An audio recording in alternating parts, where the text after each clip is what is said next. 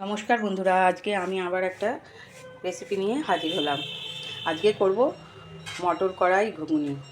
তার জন্য আমি মটর কড়াই আগের দিন ভিজিয়ে রেখেছিলাম, এটা সিদ্ধ করে নিয়েছি।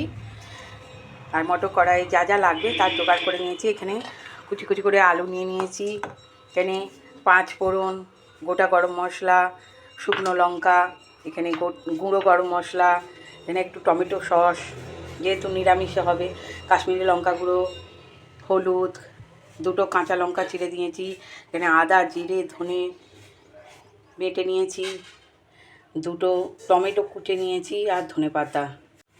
চলুন দেখে নিন কিভাবে আমি এইটা তৈরি করি। কড়াই তেল দিয়ে দিয়েছি, তেল গরম হয়ে গেছে। এবার গোটা গরম মশলা, শুকনো লঙ্কা আর 5 ফোড়নগুলো দিয়ে দেব। এবার ওই তেলেতেই আলুগুলো দিয়ে দেব, দিয়ে একটু ভেজে নেব। আলুটা ভাজা ভাজা হয়ে গেছে। এবার একে একে মশলাগুলো সব দিয়ে দেব। এখানে আদা জিরে ধনে বেটে রেখেছি, দিয়ে দেব 2 চামচের মতো আদা জিরে আর ধনে, কাশ্মীরি লঙ্কা গুঁড়ো 1/2 চামচ, এখানে হলুদ আছে 1 চামচ, টমেটো সস নিয়েছি 1.5 চামচের মতো,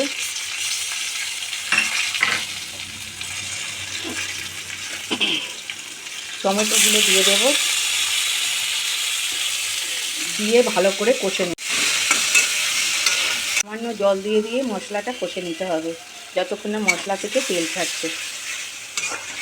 বলে রাখি, নুনটা ঘুগনি সিদ্ধ করার সময় দিয়েছি তো, সেই জন্য সামান্য নুন দেব, নুন দেখে দিতে হবে। আর 1 চামচ চিনি দিয়ে দেব। লঙ্কাটা দিয়ে দেব, 2টো কাঁচা লঙ্কা ছিঁড়ে নিয়েছিলাম সেটা দিয়ে দেব।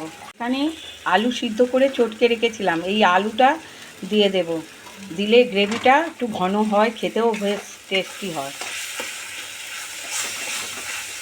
মশলাটা কষা কষা হয়ে গেছে। এবার এখানে সিদ্ধ করে রেখেছিলাম কড়াইটা, সেটা দিয়ে দেব। নুন দিয়ে কড়াই আমি সিদ্ধ করে রাখি, নুন দিয়ে আপনারাও করে রাখবেন, খেতে টেস্টি হয়। তারপর পরে দেখে নুন দিতে পারবেন। ধনেপাতা দিয়ে দেব।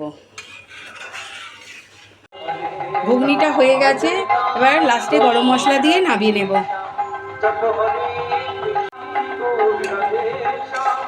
এবার ঢেলে ফেলব। মটর কড়াইয়ের ঘুগনি পরিবেশনের জন্য রেডি। এইভাবে বাড়িতে করে খাবেন, নিরামিষ দিনে খুব ভালো লাগে। আজকে দোল পূর্ণিমা বলে আমি বাড়িতে করেছি।